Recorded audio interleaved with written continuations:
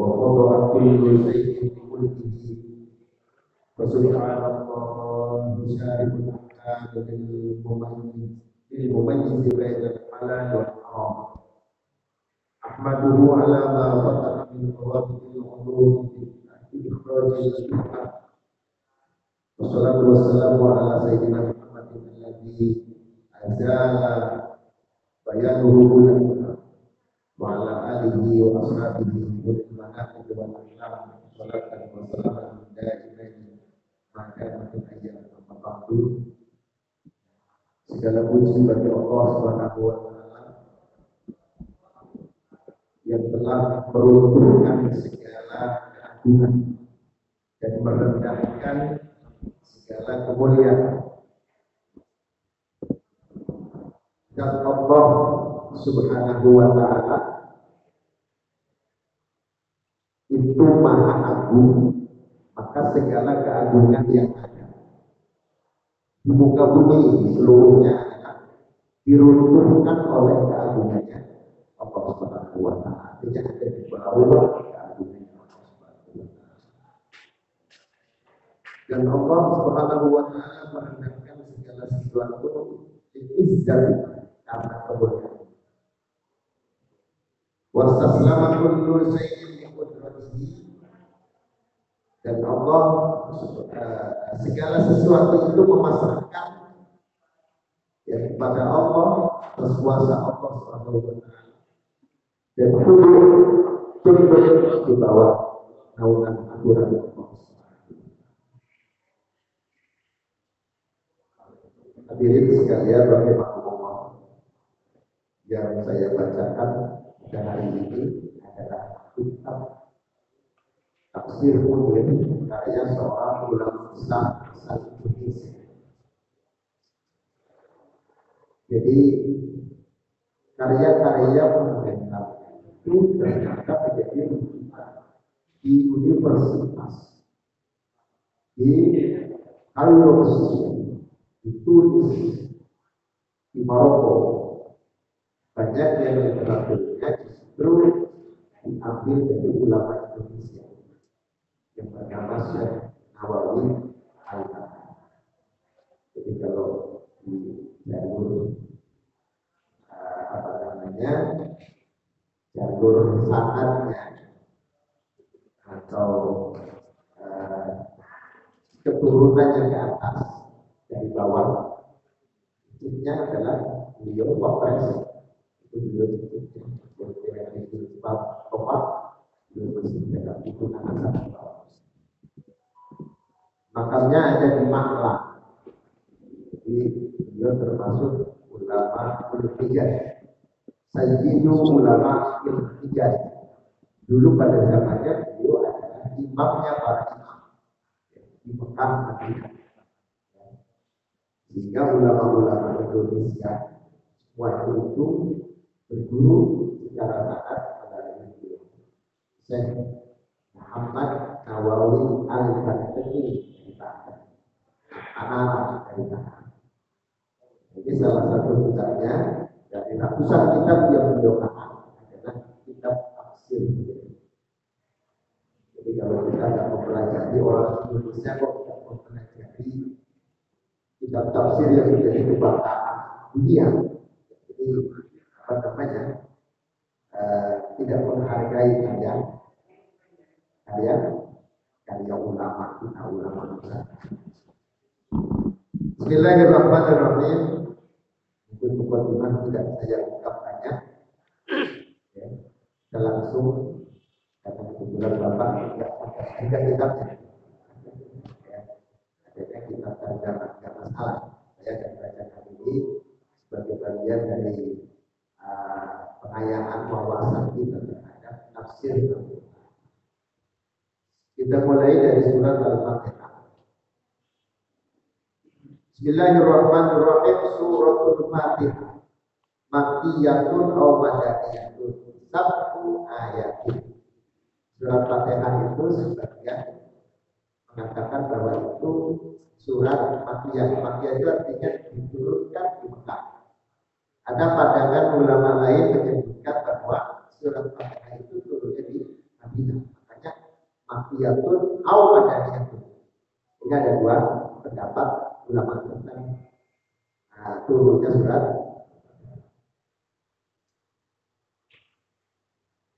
Ini yang menjadi salah satu di antara kontroversi yang mungkin barangkali nanti akan saya ungkapkan di sini di awal terkait dengan fikih ibadahnya. Ya. Wasabi'atu siratal ladzina ila akhirih in kanatil basmalatu minha wa illam takun minha fasabi'atu ghairul maghdubi alaihim ila akhirih. Kita membaca Fatihah. Di dalam Fatihah itu sebagaimana ditulis banyak tafsir dari terjemahan Al-Quran, Fatihah itu jumlahnya berapa ya? 7 ya. 7 ayat. Karena di dalam Al-Quran Fatihah itu salah satu di antara nama yang disebutkan adalah Sabun minal Matan. 7 ayat yang dibaca 7 ayat yang dibaca berulang. Syekh Nawawi Al-Baghdadi memberikan penjelasan ayat yang ketujuh adalah dimulai dari siratal ladzina an'amta 'alaihim ghairil maghdubi 'alaihim waladdallin. Itu satu ayat. Jika bismillah dihitung sebagai ayat dari surat Al-Fatihah. Maka di sini ada perbedaan, ya, ada perbedaan pandangan seperti ini. Karena Fatihah itu 7 ayat dan Bismillah adalah ayat dari Fatihah, maka siratal ladzina sampai waladdallin itu satu ayat yang tidak putus. Di dalam Ma'asyir Safiyah sebagian besar tidak berhenti pada an'amta 'alaihim. Siratal ladzina an'amta 'alaihim. Umumnya kita para imam berhenti kan? Berhenti ya. Siratal ladzina an'amta 'alaihim. Nafas. Karena kalau nafas gak kuat. Ya, pendek. Baru ghairil maghdubi 'alaihim waladdallin. Biasa di masjid gitu ya. Padahal ya walaupun tidak sampai menyebabkan sholatnya batal. Ini kita sedang bicara tentang kalimat basmalah terkait dengan apakah Bismillah itu termasuk ayat dari surat Fatihah ataukah bukan. Sehingga fenomena yang kita jumpai ketika sholat masjid-masjid tertentu ada yang Bismillahnya dibaca keras, ada yang dibaca pelan langsung Alhamdulillah. Jadi supaya kita paham. Jadi kita enggak jokis, ya, enggak gagal paham. Kita mesti paham dalam kata lain. Jadi tidak saling menyalahkan. Ini penting. Kalau kita saling menyalahkan, jadi enggak akur-akur. Orang sudah terbaku bulan umat Islam masih bahas masalah Bismillah dan tidak Bismillah, harus kunut sama tidak tahlilan dan tidak ketinggalan jauh. Yang penting kita tahu paham persis latar belakangnya, permasalahannya, mengikuti mazhab siapa. Sehingga ketika kita melihat ada orang lain yang berbeda dengan kita sudah bisa maklum. Ini penting sekali untuk kita buat rujukan supaya amaliyah kita itu ada dasar, ya. Nah, begini Bapak sekalian, Imam Syafi'i dalam beberapa literatur kitab fikih, ya, dari Syafi'i murid dan seterusnya sampai sekarang sampai zaman ulama-ulama saat ini yang bermadzhab Syafi'i menghitung Bismillah adalah ayat minha. Jadi dikatakan ingkanatil basmalatu minha. Jika Bismillah termasuk ayat dari surat apa? Ini pendapat siapa? Ini pendapat Imam Syafi'i. Jadi kalau kita baca Bismillahirrahmanirrahim, Alhamdulillahirabbil alamin, berarti itu mazhab Syafi'i. Imam Syafi'i membaca Bismillah wajib. Jadi kalau tidak baca Bismillah, dia tidak sah. Karena Bismillah termasuk ayat. Nah, kalau ditiadakan ayatnya kurang satu, berarti jumlahnya jadi 6. Padahal Fatihah ayatnya ada 7. Ini Pak ya. Nah, kemudian fasabi'atu ghairil maghdubi alaihim ila akhiriha. Kalau Bismillah bukan termasuk surat Fatihah, maka ayat yang kedua, yang terakhir itu dibagi dua. Siratal ladzina an'amta alaihim. Ini ayat yang ke-6. Makanya waqaf di situ. Berhenti. Ghairil maghdubi alaihim waladdallin. Ayat ke-7. Makanya Bismillahnya tidak dihitung ayat ini menurut pendapat ulama yang tidak memasukkan Bismillah sebagai ayat dari surat. Makanya diciannya sebagai berikut. Ini sekedar wawasan saja supaya jangan bingung.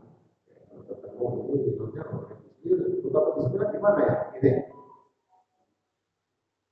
Imam Syafi'i radhiyallahu anhu wajibkan Bismillah.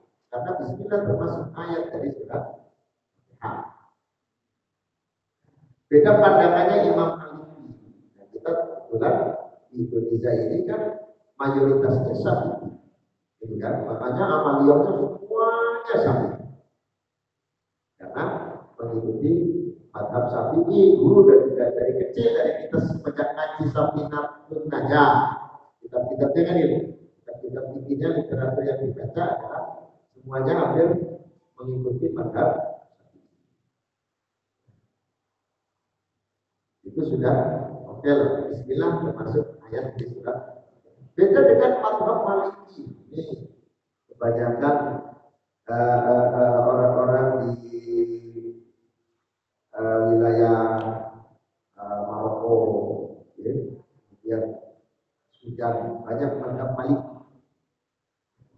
Biasanya mazhab itu kelompok Indonesia rata-rata Mekah, Madinah, Hafani, ya kan? Karena dulu yang membawa para pendahulunya itu dari mazhab itu. Kita di Indonesia itu para pendahulu yang mengajar ajaran agama Islam dibawa oleh orang-orang mazhab Syafi'i. Makanya kitab-kitab yang banyak dikaji ya kitab Syafi'i. Ini saya sampaikan bukan berarti kita gampang itu berpindah-pindah mazhab. Ada salahnya. Nanti kita sampaikan. Imam Malik itu tidak membaca Bismillah, bahkan tidak memasukkan Bismillah sebagai ayat, baik ayat dari Fatihah maupun ayat dari Al-Quran. Makanya Imam Malik tidak baca. Kemudian ada lagi pandangan Imam Hanafi, Imam Nu'man, Abu Hanifah. Itu Bismillah itu termasuk ayat, tapi bukan dari surat Al-Fatihah. Ayatun mustaqillatun minal Qur'anil Azim. Bismillah itu adalah ayat yang menyendiri, yang fungsinya untuk memisahkan antara surat satu dengan surat yang lain.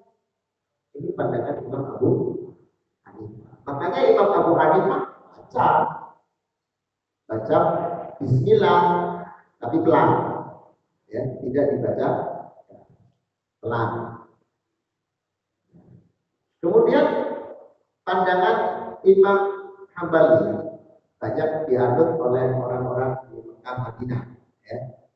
Di Mekah Madinah yang umroh, imamnya baca Bismillah. Yang kemarin waktu pernah umroh itu imamnya tidak dibaca dengan suara keras, dibaca dengan suara sir. Karena mayoritasnya di sana mazhabnya Hambali. Hambali itu sunnah membacanya dengan suara sirri. Jadi tetap baca. Maka kalau ada misalnya kita ada berjamaah dengan orang yang tetap baca bismillah, ya sudah ikuti saja. Ya, bismillah kita ikuti. Karena apa? Karena Imam Syafi'i maksudkan bismillah termasuk ayat Islam. Nah, maka di sini ya, ini dalam rangka kita apa namanya ya, kalau masih kuat suaranya apa nafasnya kita hitung.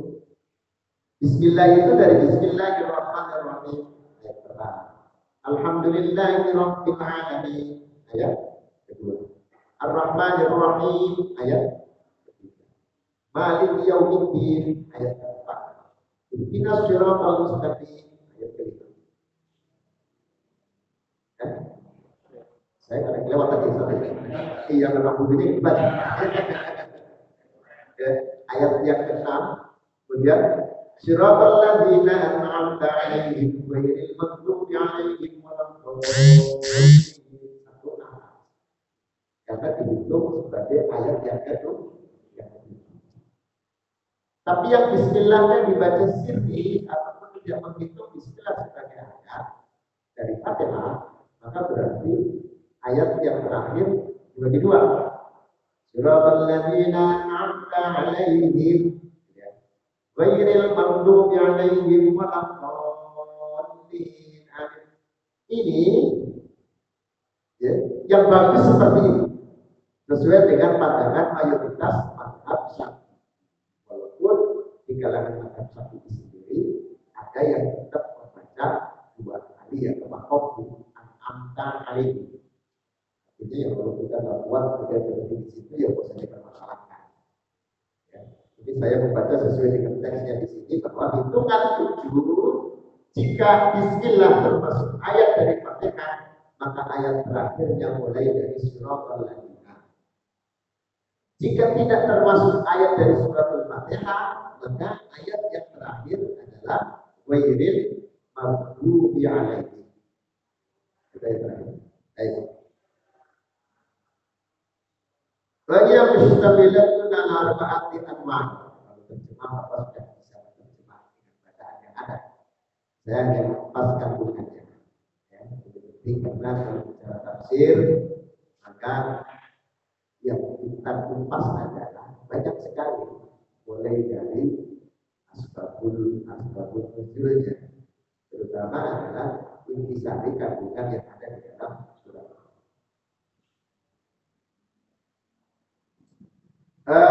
Wajah mustamilatun ala arba'ati anwa'in minal ulum. Cara surat Fatihah maka ada 4 disiplin ilmu yang kita dapatkan dari surat Fatihah. Ada 4 disiplin ilmu yang ini merupakan pokok ajaran agama. Yang ini merupakan intisari dari kalamullah. Makanya 30 juz 114 surat itu isi dan kandungannya ada di dalam surat Fatihah. Bahkan seluruh kitab yang Allah turunkan, ya, baik itu berupa suku maupun berupa kitab suci, itu intisarinya di dalam Al-Quran. Al-Quran intisarinya dalam surat Fatihah. Fatihah intisarinya ada pada Bismillah. Bismillah masih ada intisarinya ada pada babnya lafaz Bismillah, yang artinya bikana makana wa biyakun lumayan, dengan sebab aku maka sesuatu itu wujud. Wa biyakun lumayan, dan dengan sebab aku segala yang aku wujud itu menjadi. Nah, ini semua terkandung di dalam surat Fatihah.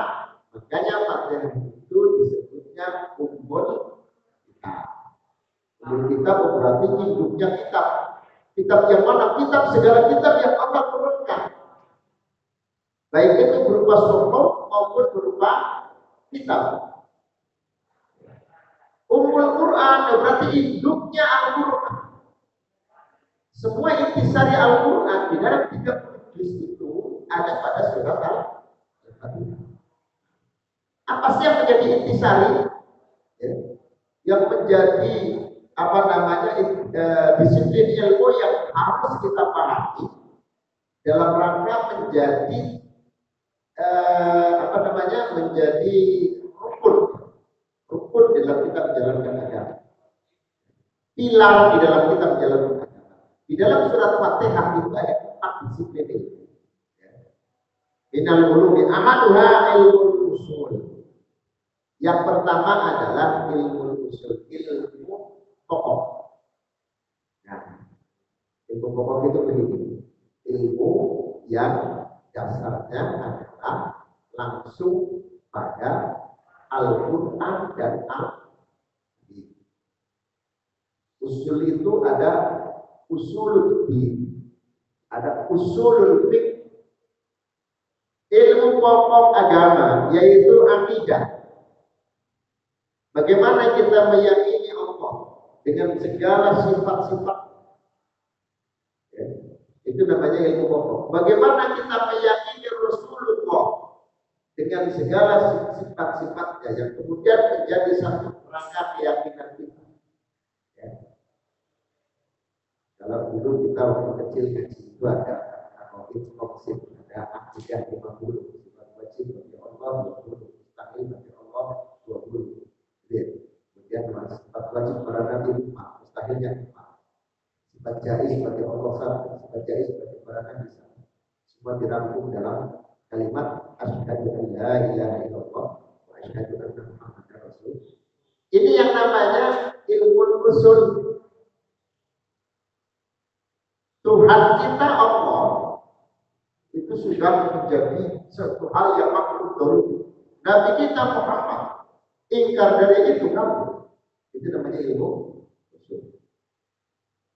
Ada hari kiamat, ada hari kebangkitan manusia, ada surga, ada neraka.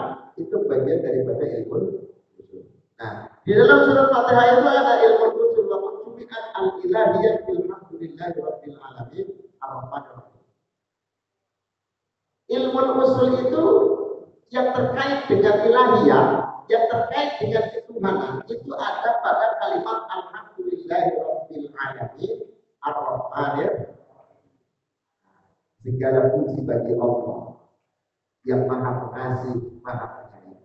Ini masuk dalam kategori disiplin ilmu usul, yaitu usul din. Pokoknya agama menjelaskan tentang pujian bagi Allah dengan menyebutkan sifatnya yaitu Ar-Rahman Ar-Rahim. Kemudian ada wan nabawiyah, wan nubuwah. Ya. Usul itu ada yang terkait dengan Allah, ada yang terkait dengan para nabi. Para nabi itu kan masuk dalam keyakinan kita di rukun iman yang pertama. Iman kepada Allah, malaikat Allah, terus kitab Allah, Rasul Allah, para nabi. Nah, apakah ada di dalam surat Al-Fatihah yang terkait dengan ilmu usul, ilmu pokok yang terkait dengan keyakinan kita kepada para nabi? Ada ayatnya. Alladzina an'amta alaihim. Mereka yang telah aku berikan kenikmatan kepada mereka. Siapa? Minan nabi, minan nabiyyin, wasiddiqin, wasyuhada, wassalihin. Minan nabiyyin, para nabi.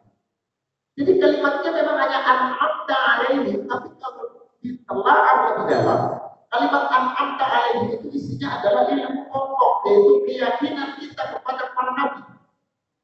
Karena yang disebut an'amta alaihim di antaranya adalah para minal anbiya wal mursalin. Mereka orang-orang yang akan memberikan kenikmatan. Ya. Kemudian ada tentang ini masih ilmu usul darul akhirah. Di dalam surat Fatihah itu ada penjelasan tentang akhirat. Ya. Yaitu kalimat maliki yaumiddin. Ada kalimat maliki yaumiddin, ini pelajaran tentang usul din. Pokoknya agama bahwa kita harus meyakini kelak ada namanya hari akhirat. Dialah yang merajai hari kiamat, hari pembalasan, hari akhirat. Nah, ini ada di dalam surat Al-Fatihah. Kalau ini lepas, artinya tidak diyakini, sudah melenceng, sudah keluar dari Islam. Namanya pokok.